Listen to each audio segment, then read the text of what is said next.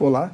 O Unicef, órgão das Nações Unidas para a Infância, acaba de publicar um levantamento que analisa a qualidade de vida das crianças do Brasil de hoje, levando em consideração o aumento da temperatura ambiente. Para conversar sobre esse tema, a Cidadania convidou Danilo Moura, especialista do Unicef em clima e meio ambiente. Seja bem-vindo, Danilo. Obrigado pelo convite. Danilo, que estudo é esse e por que ele foi feito agora? Essa análise que a gente está publicando essa semana partiu de um esforço para tentar ilustrar o aumento das temperaturas globais, que é um fenômeno conhecido, mas de uma forma que fique mais claro para as pessoas do que a gente está falando. A gente sabe que a média de temperatura do planeta já aumentou nos últimos anos. A gente sabe que isso está tendo uma série de impactos sobre uma série de outros fenômenos ambientais e climáticos. Mas a gente achou que esse era um momento de tentar ilustrar o que acontece quando o calor é um fenômeno extremo. Então, o que a gente está falando aqui não é do calor, aquela coisa do dia quente, dia frio, eu prefiro ir para a praia ou ficar em casa debaixo do cobertor. A gente está falando do calor como um fenômeno extremo, como um risco para a saúde das pessoas, como um risco para o desenvolvimento das pessoas. E aí, por isso, essa comparação com os anos 70, porque a gente está tentando ilustrar que em 5 décadas, a gente está comparando os anos 70 com os primeiros anos desses anos de 2020, a gente está tentando mostrar que nessas 5 décadas, a frequência, a intensidade e a duração desses dias extremamente quentes aumentou. Ou seja, as crianças de hoje no Brasil passam por 3 vezes mais dias de calor muito forte do que passavam seus avós na década de 70, não é isso? Isso é o que a gente... A nossa... Em média, 31 milhões de crianças, 33 milhões passam pelo menos o dobro, 31 milhões passam pelo menos 3 vezes, e você vai ter um número expressivo de crianças que passam muito mais dias, muito mais que isso. E aí a gente está falando dos dias extremamente quentes. O dia extremamente quente é o dia em que a temperatura passa dos 35 graus Celsius. Né? Então, potencialmente 33 milhões de crianças passam por esse tipo de experiência agora, né? Bom, para se conceituar o dia quente, são acima de 35 graus, né? Mas esses períodos de calor, essas ondas de calor? Então, a onda de calor, ela é um fenômeno relativo. Então, os dias extremamente quentes é um valor absoluto. A temperatura passa de 35 graus Celsius. No caso das ondas de calor, a gente está falando de um período de 3 ou mais dias em que a temperatura está mais do que 10% acima do normal para aquele lugar. Então, se você tem uma cidade no Brasil em que é muito quente, por exemplo, Belém ou Fortaleza, que já são cidades em que a temperatura média é mais alta, para você ter uma onda de calor, você tem que estar com a temperatura ainda maior, porque ela tem que estar ainda acima do que é a média local daquela cidade. Bom, de uma maneira geral, o que está se concluindo é que a infância, as crianças são atingidas fortemente, né? Quem é criança nesse seu estudo? Bom, o estudo olha para crianças de 0 a 17 anos, mas quando a gente fala de calor, a gente está especialmente preocupado com as crianças pequenas, porque o calor é um risco imediato para a saúde das crianças pequenas. É um fator de risco, especialmente para bebês. O corpo, a fisiologia de um bebê, os bebês não suam da mesma forma que um adulto. Ele começa a suar quando a temperatura está mais alta. O sistema de transpiração é muito menos eficiente para regular a temperatura do corpo de um bebê do que de um adulto. Então, o risco de estresse térmico, quando você está falando de uma criança pequena, é muito alto. Então, o risco do calor para uma criança é um risco imediato. Você tem um risco de saúde imediato. E, obviamente, além desse risco imediato, você tem uma série de riscos secundários, né? Quando está muito quente, doenças transmitidas por vetores, dengue, chikungunya, malária. São consequências indiretas do calor. Exato. Né, essas doenças são transmitidas com mais frequência quando está muito quente. O calor impacta na educação das crianças. Tem estudos que mostram que à medida que a temperatura ultrapassa os 30 graus Celsius, a nossa capacidade de raciocínio lógico, de memorização, de aprendizado de forma geral, começa a diminuir. Então, quanto mais quente está, quanto mais quente por mais tempo, mais difícil fica para uma criança na escola aprender mesmo. O resultado educacional daquela criança vai ser pior. Então, tem uma série de impactos sobre a vida das crianças, né?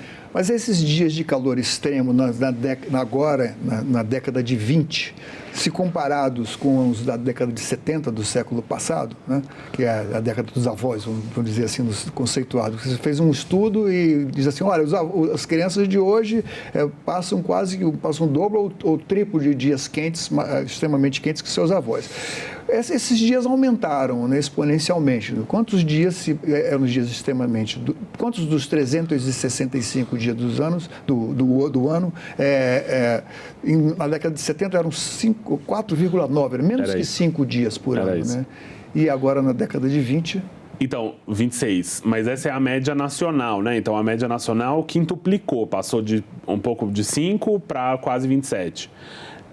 Vale dizer que essa média nacional, ela esconde fatores. Você tem regiões em que era muito incomum você ter dias com temperatura acima de 35 graus Celsius, em que hoje não é incomum, em que hoje acontece.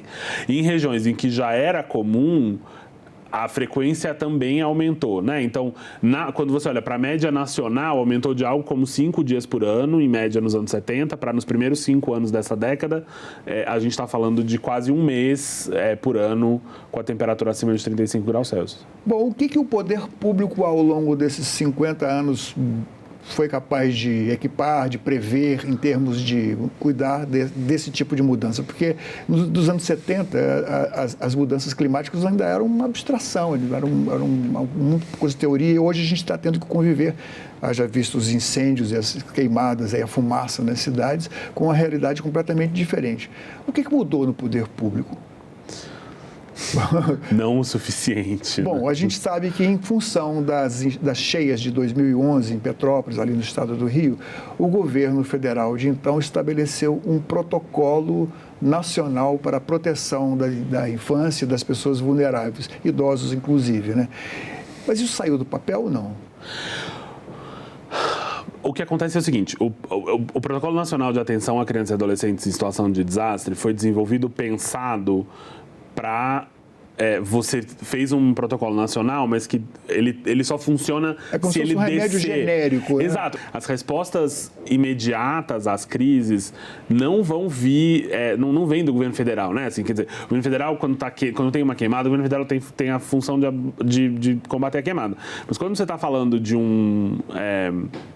você está falando de uma onda de calor, os impactos vão ser sentidos por serviços que são administrados por municípios e, em algum caso, pelo Estado. Você está falando de hospital público, você está falando de escola, você está falando de equipamento de assistência social, né? Você está falando da infraestrutura da cidade, da mobilidade, dos ônibus, você está falando de questões que são de responsabilidade das prefeituras. E o que a gente enxerga é que... no geral, né, de forma generalizando, os governos no Brasil estão muito despreparados para lidar com eventos extremos climáticos, seja chuva, seja onda de calor, seja qualquer outro, e o que eles têm de preparação não leva em consideração as necessidades específicas de crianças e adolescentes, porque é para isso que o Protocolo Nacional deve servir, né? Ele está sendo revisado agora.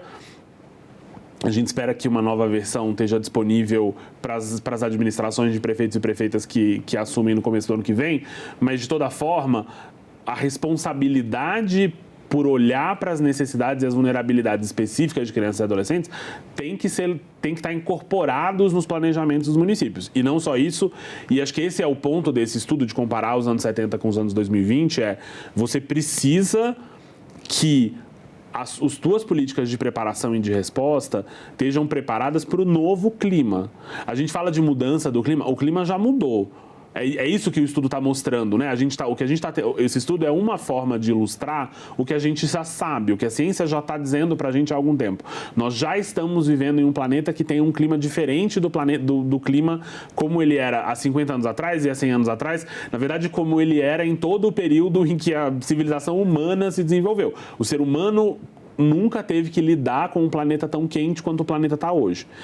Isso é um ponto que precisa ser pacificado E você precisa incorporar nas tuas políticas de resposta, as políticas de resposta que levem em consideração essa mudança do clima.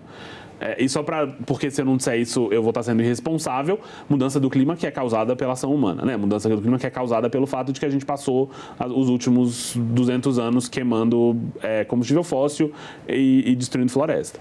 Bom, vocês vocês não executam políticas de governo. Vocês, como órgão internacional, vocês sugerem medidas e sugerem intervenções.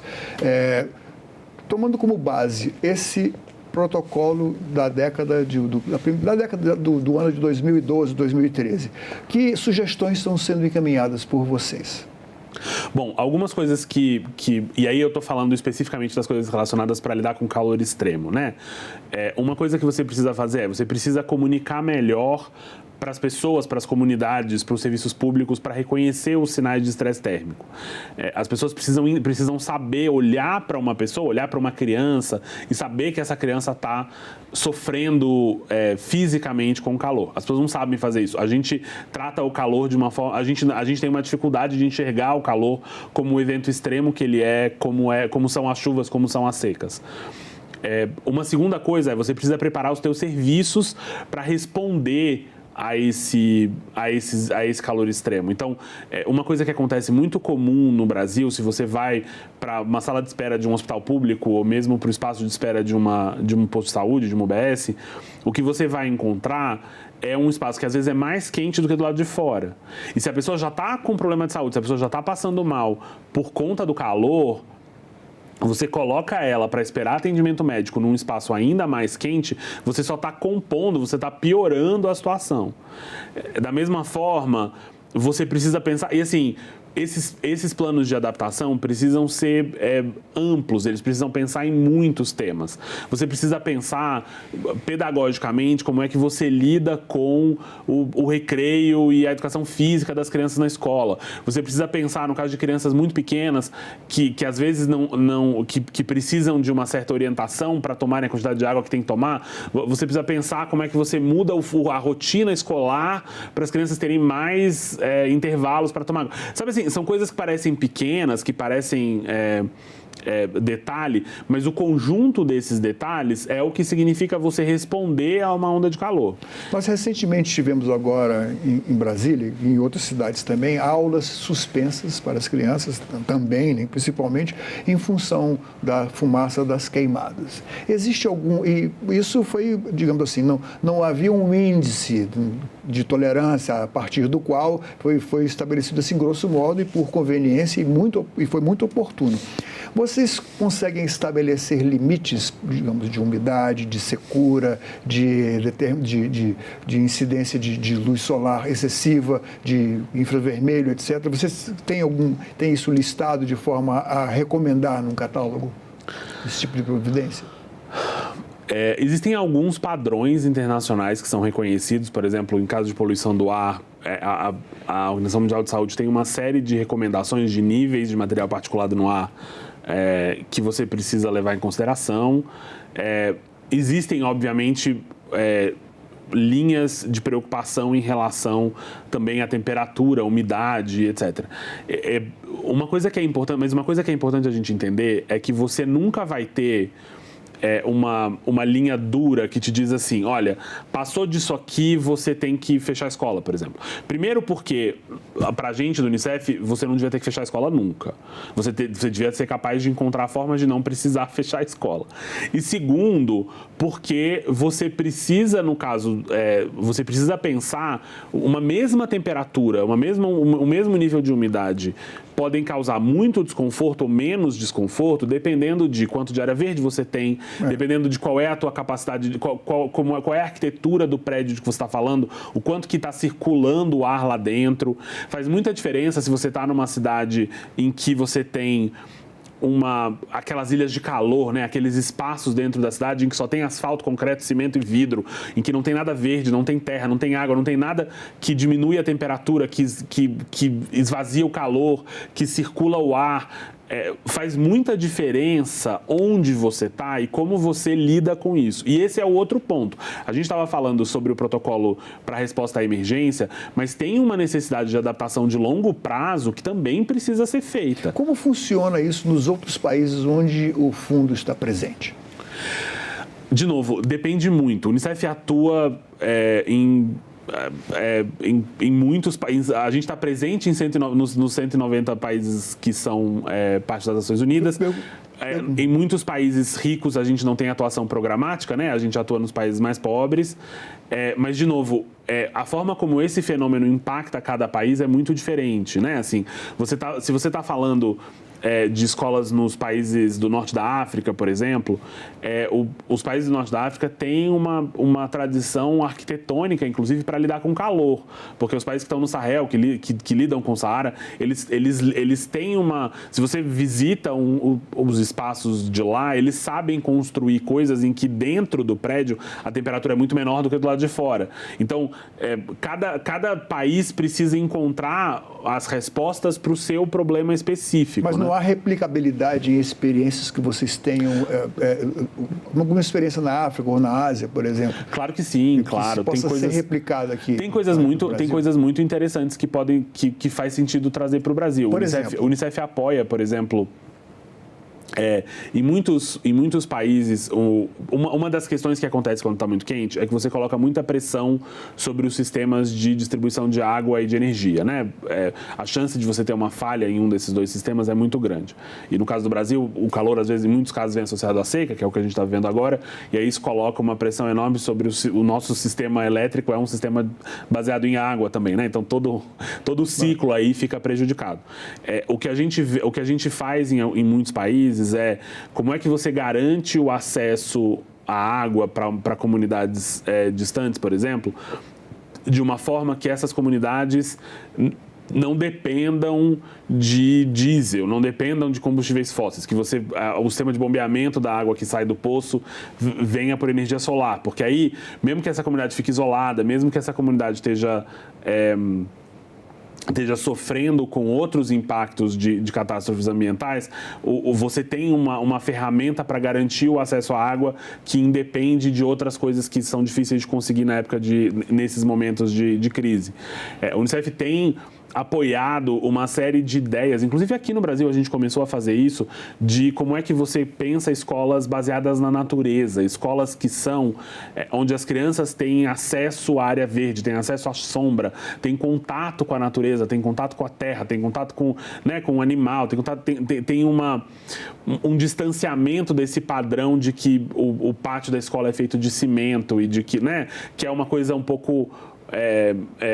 que ainda é muito forte, mas que faz uma diferença muito grande. E quando você começa a pensar em como é que você torna as escolas espaços mais agradáveis e mais propícios, né, que ajudam a aprender, você precisa pensar nesses espaços que sejam justamente espaços em que você tem essas ferramentas naturais, vamos dizer assim, que ajudam a lidar com esses momentos extremos, né? Quando está muito quente, a gente sabe a diferença que faz ter sombra de árvore quando está muito quente, né? Assim, a diferença de temperatura é muito grande.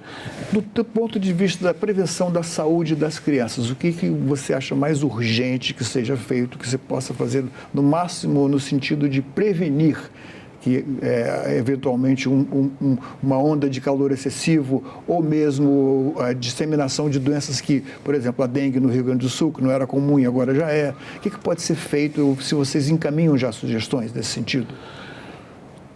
Pois para lidar com calor, é muito difícil, a prevenção passa a ser uma coisa muito difícil, né? No sentido de que... Estamos falando basicamente de água, né? De exato, o que você... Exato, as pessoas precisam de... A melhor forma de você diminuir a temperatura de um corpo é via água, né? Às vezes água para dentro, às vezes até água na nuca, né? Aquela coisa que todo mundo sabe. A gente sabe instintivamente que ajuda e que, de fato, está diminuindo a temperatura do corpo.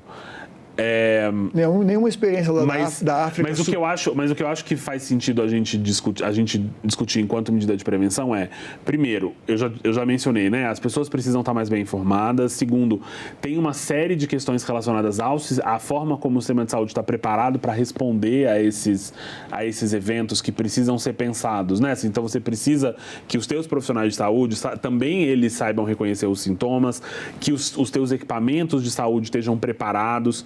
Uma coisa que o Unicef faz em alguns locais, especialmente locais onde a gente trabalha com refugiados e imigrantes, que às vezes estão em campos, etc., mas que é uma questão que se aplica a uma lógica também de uma lógica urbana, é de você pensar em postos avançados, né? Assim, você não espera, as pessoas não terem que sair de casa e ir para o hospital quando está muito quente. Você ter uma área mais próxima das pessoas, que você tem uma tenda, que você está distribuindo água gelada, que você tem alguém lá, um enfermeiro que possa olhar se a pessoa precisa de algum tipo de atenção. Isso vale para criança, certamente, que é a nossa preocupação com o Unicef, mas vale para idosos também, vale para mulheres grávidas, que também sofrem muito com calor. Então, assim, você pensar em política, você se adiantar às ondas de calor, porque a gente sabe quando uma onda de calor está vindo, e você está preparado para responder a essas ondas de calor, né? Você está preparado para oferecer na ponta o atendimento e a atenção que as pessoas precisam. Você falou aí na necessidade de informação. Bom, políticas públicas de prevenção de saúde, sobretudo para a infância, elas são craneadas e são pensadas em nível federal. Depois elas chegam ao nível estadual. Mas a implantação deve ser feita lá onde o cidadão vive, que é no município. De que forma vocês pensam em influenciar, em encaminhar essas sugestões e, inclusive, as adaptações ao protocolo nacional para os prefeitos, até os municípios? Bom, o que a gente está fazendo nesse momento, que é o momento da campanha, né? A gente está tentando pautar esses temas, a gente está tentando colocar as prioridades das crianças e dos adolescentes no Brasil como parte da discussão. Honestamente, a campanha esse ano está sendo bastante frustrante, né? A discussão está muito aquém do que a gente precisaria que ela tivesse. Não houve uma motivação, as pessoas não se sentem motivadas. Exato, o tema está um pouco distante, mas acho que a partir do momento em que a gente tiver as novas prefeitas, os novos prefeitos, tem todo um trabalho de como é que você chega para eles com as informações que eles precisam. Como é que você oferece para os municípios os recursos, e aí eu não estou falando só de recurso financeiro, mas também de recurso financeiro, mas recursos humanos, recursos técnicos, né? Como é que você oferece esses recursos para os municípios fazerem isso? O Unicef, especificamente, a gente tem a nossa principal plataforma de atuação no Brasil é o selo Unicef, que é uma iniciativa em que a gente atua com mais de 2.000 municípios no Norte e no Nordeste. E esses municípios são estimulados ao longo de 4 anos, ao longo do ciclo da gestão municipal. O critério foi a carência dos a gente atua nas 2 regiões onde tem mais municípios vulneráveis, né? Onde as crianças sofrem mais com uma série de violações de direitos e privações de direitos. E a gente atua nessas regiões para que os municípios, ao longo da gestão municipal, adotem uma série de políticas para as crianças. E a gente já está planejando a edição que começa no ano que vem, e uma das coisas que a gente quer incluir é como é que a gente discute com os municípios a preparação para esses riscos climáticos e ambientais, mas uma preparação que, obviamente, foque nas crianças e nos adolescentes, que priorize as crianças e adolescentes, que leve em conta as necessidades específicas das crianças e dos adolescentes. Como funciona na prática o selo Unicef? É assim, os municípios, a gente faz uma oferta para basicamente quase todos os municípios, são todos os municípios dos estados do Norte e do Nordeste, além dos municípios de Mato Grosso, porque a Amazônia é legal, e do Norte de Minas, do semiárido brasileiro. Os municípios se inscrevem, é uma adesão voluntária, e o Unicef oferece, a gente tem uma série de resultados, uma série de temas que os municípios precisam implementar, e a gente oferece uma série de ferramentas, treinamentos presenciais, treinamentos online, ferramentas, por exemplo, a gente apoia os municípios a fazer a busca ativa dos estudantes que estão fora da escola. A gente tem uma ferramenta online que os municípios podem usar que ajuda eles a gerenciar esse processo. E com isso, todos os temas que a gente trabalha, A ideia do selo Unicef é fazer isso, inclusive, com a participação dos próprios adolescentes. Os municípios têm que criar um núcleo de cidadania de adolescentes, que são grupos de adolescentes que influenciam, participam da formulação de políticas públicas, e esses grupos estão muito engajados na questão ambiental. A gente tem uma iniciativa com eles que chama Entre no Clima. Mais de 26 mil adolescentes já participaram de ações locais com o Unicef relacionadas ao meio ambiente, ações tipo plantar árvores, recolher lixo. Em um município, o grupo conseguiu convencer o prefeito a fechar o lixão. Eles participaram do processo para convencer a cidade a fechar o lixão. Então, assim, tem todo um processo que dura ao longo desses anos para garantir os direitos das crianças e dos adolescentes. E a gente tem a expectativa de que, com o agravamento da crise climática que a gente está vendo e que está claro para todo mundo, os próximos anos a gente vai ter muito trabalho com os municípios para que eles incorporem esses temas dentro da atuação deles. Danilo, muito obrigado pela sua presença aqui. Espero todo o sucesso que vocês possam implementar todas essas sugestões e mudanças para que as crianças sejam beneficiárias de tudo isso que vocês planejam e fazem pela infância no Brasil e no mundo. Obrigado, eu que agradeço o convite. Esta entrevista e todos os nossos outros programas estão disponíveis para você rever ou compartilhar no nosso site, senado.leg.br/tv, ou então pelo nosso canal no YouTube. Inscreva-se lá e marque o sininho para receber notificações. Obrigado pela companhia e até o próximo Cidadania.